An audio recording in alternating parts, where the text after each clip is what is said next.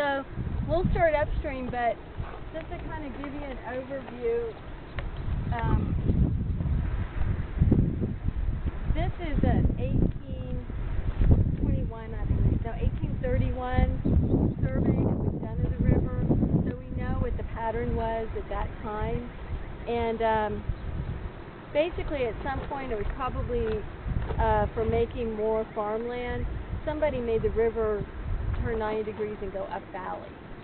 And that bend has never stabilized. And you can look at we have air photos back to 1940, and you can go all the way back to 1940 and see that it was unstable. And it was never going to stabilize itself. But this is the 1831, and then this one shows 1831 channel on top of the 1942, so you can see what it looked like in 1942. And then we also have the 2010 on top of that.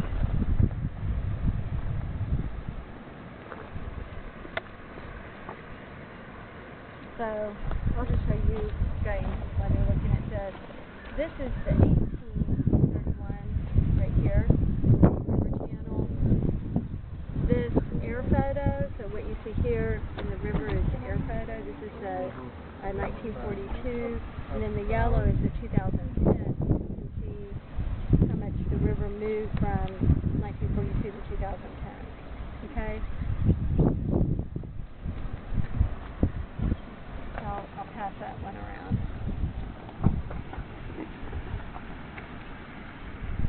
And I'm going to have to orient myself on where.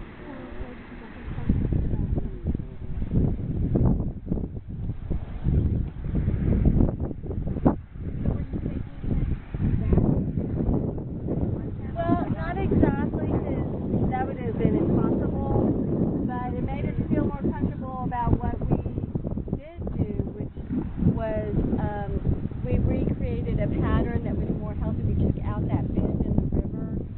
And so what was happening with that sharp bend and high flows, it was acting like a dam, and it was just backing the water up. So there wasn't any ripples. It was just like one long, it wasn't really a very deep pool either. So there was just all this sediment from over there, actually even further upstream than our project, was just backwater. And so every year, or whenever there was a big flood, more and more sediment would drop out here.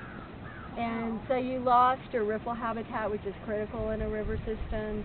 And there were some deep pools, but you didn't have your typical, pool ripple. You didn't have the typical bed features that you would have, because this is just like a backwater lake, basically. So if we come out here before you started, this looks totally different right now? Totally different. So I'm going to show you guys some pictures. And I don't want you to have to. Big long lake through here. An aerial photograph. Yeah, this all looked like a lake back here. Where are we at on the map here, Sandy? Are we more up in here? Upstream of this? We are, hang on a second, we are right in, we're like right over here right now. We're in this vicinity right now. Okay? And then basically, I don't think Matt put in here the design, but basically we took this river channel and we kept the sinuosity, but we put it back in the direction that was going before. You can see where it was overflowing here even in 1942. So it was already wanting to go back this way. But what happened was it down cut so much, it was going to take forever, and so it was just blowing this bank out and going further and further. So I don't know what his scale. So you can see that it moved at least 100 feet since 1942, and no telling how much since they changed it. Maybe even more than that. I don't know the exact numbers off the top of my head. But this is, so you can see the stream bank erosion, but see how high the water is? This is just a big backwater lake. This is upstream.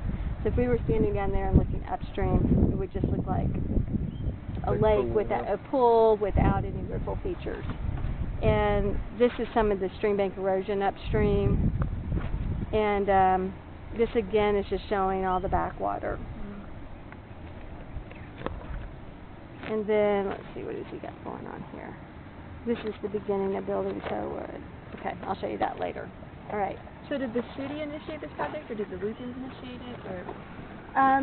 Basically, this project was initiated through a stakeholder-based river restoration plan for the West Fork of the White River, because in between 2000 and 2004, we did a watershed assessment, and the West Fork of the White River is the highest contributor of sediment when you look at all the tributaries in the Beaver Lake watershed. And what we found was that most of that sediment, or 66% of it, was coming from stream bank erosion.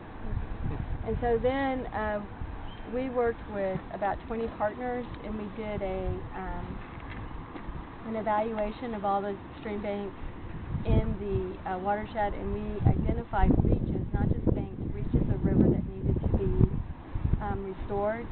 And this was the second highest priority reach in need of restoration. We had like 8 different criteria that we evaluated. This one came out second. Okay. What came out first? The one that came out first is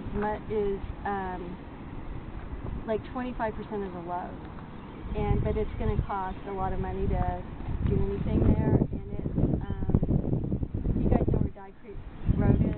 You know that little crossing is? Okay, before you get into West Fork, there's like a little road that crosses over. There's a road that runs, it crosses Dye Creek, and then it runs along the interstate. So I don't know if you've seen it or not. I think there's a cemetery over there too that you can see from the interstate. But anyway, it's downstream of a low water crossing that was installed, I think, in the 80s. And it's got major stream bank erosion problems. And the 2011 flood, there was a debris jam on that low water crossing, and it built like a dam of water, and then it broke. And the landowners downstream on the right side lost, it's at least 150 feet. It was like in one event? He lost, in one event, I think it was around 2.25 acres of mature trees. Oh my God. There was like a whole mature riparian forest along the river, and there was just like 2 or 3 trees left after that. Yeah. So, but on average, it's still like, okay, take that event away, it's still the worst site. Anytime you have like a wall of water that comes down, it's going to be destructive. It's going to be, even if your stream is restored, that's going to be destructive. So I got a question. So this section was a big source of erosion and sediment, but since it had a big pool, it was falling out here. So was it making it all the way to Beaver Lake? Oh, well, it was still eroding the stream banks. So even though, what was coming in was falling out, but the stream banks were still being eroded, so it was still a source. Okay. Yeah. That's a good question, though. Yeah, you did have a lot of material settle out, and we used all that material in this project. Okay. Let's go ahead and start It'd looking. probably settle more in your like medium high flows. Grab my water. Then it carried it on.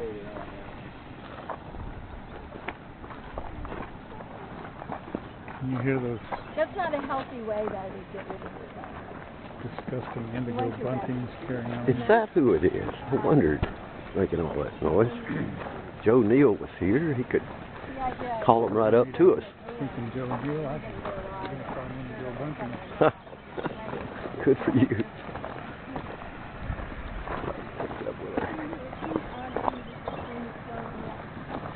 I know, it drives me crazy.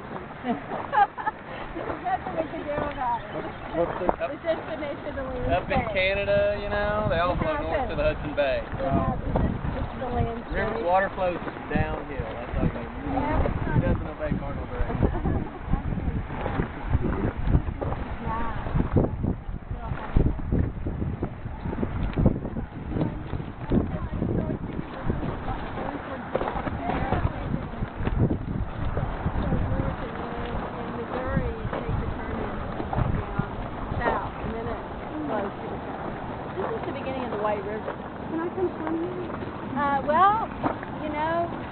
Yeah, right now, this is all you can't access this through the airport, and then the Lukens is private property.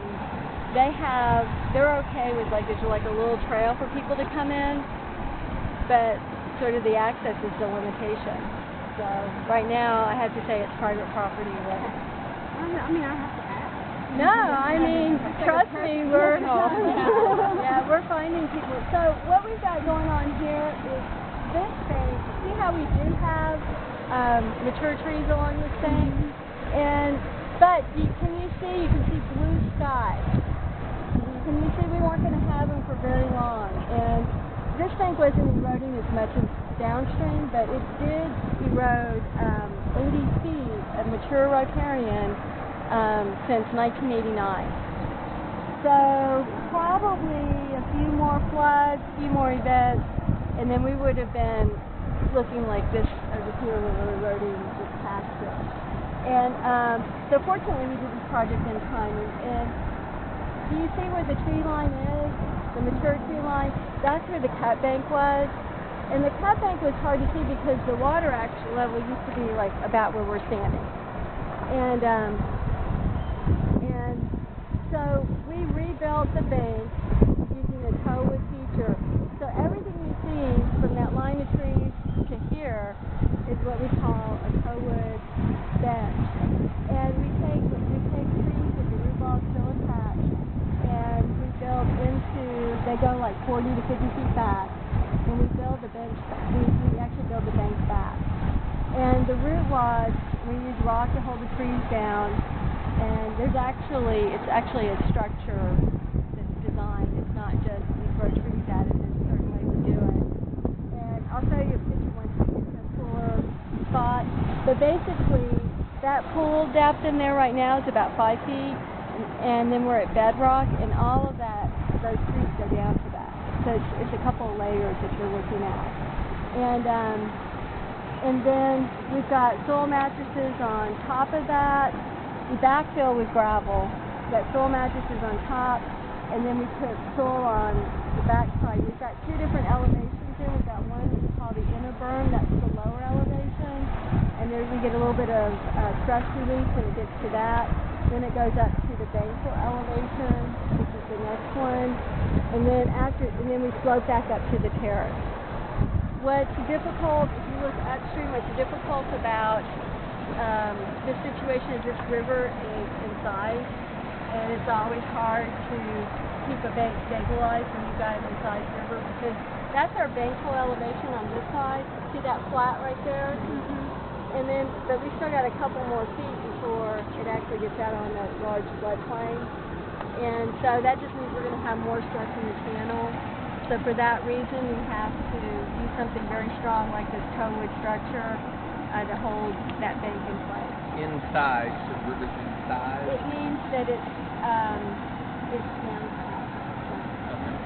And, before it downside, the closer you are to that floodplain, the sooner you get stressed. You go overflow. So we got a lot of water coming through here when it's up on the terrace. And we got to be able to handle all that stuff.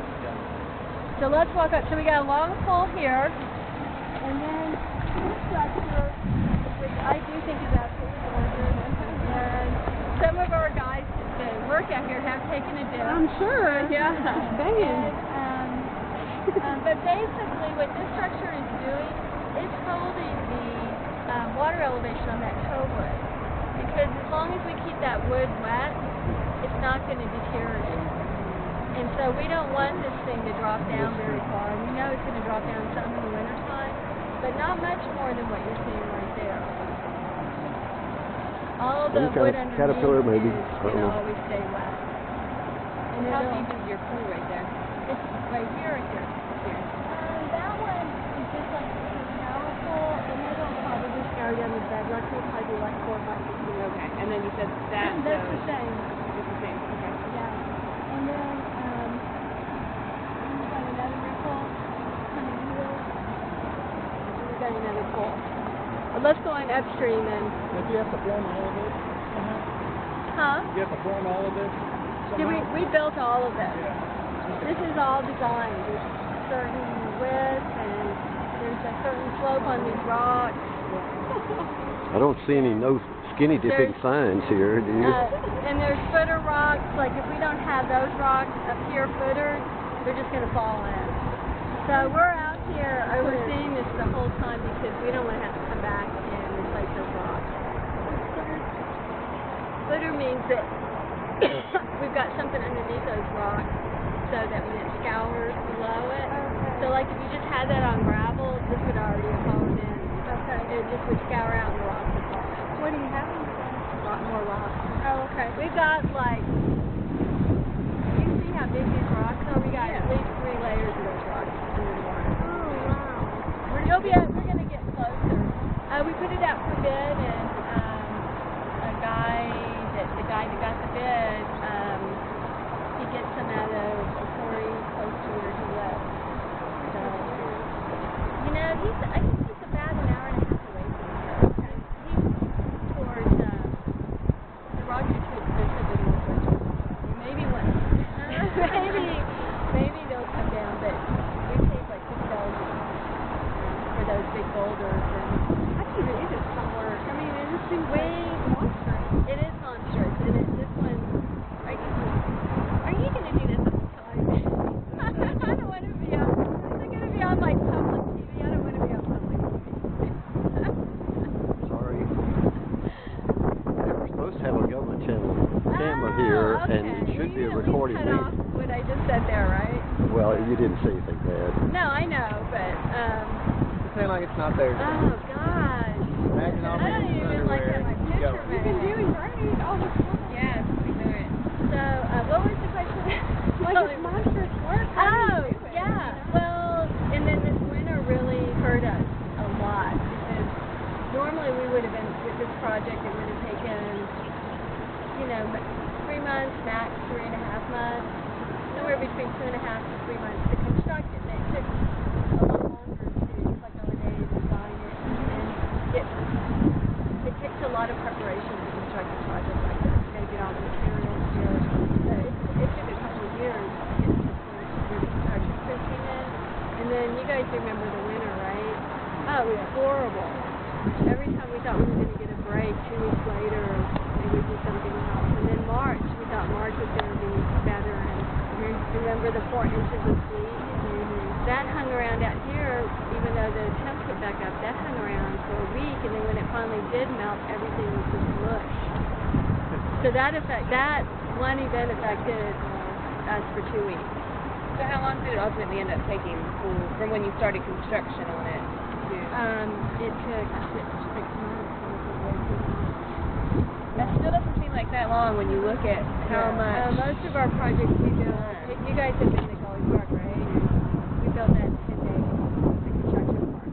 Now, not the finishing work, and we've got a lot of finishing work we're doing here that you guys are seeing too that wasn't part of the big construction. Okay. But yeah, and Sweetbriar took 14 days, and you guys have been to Sweetbriar Park, we've got a restoration there. That took 14 days. Our Brentwood site, which is actually over here, took like 14 days. No, it took 21 days. How many people worked on the construction? We had 5, there were 5 construction people, and then we had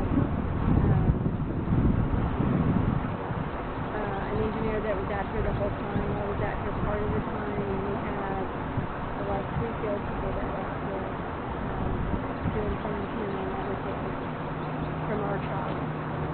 So we probably had about 8 to 9 people here. Yeah. Well, let's go up this way so you guys can see more. And then we can always stop and get water.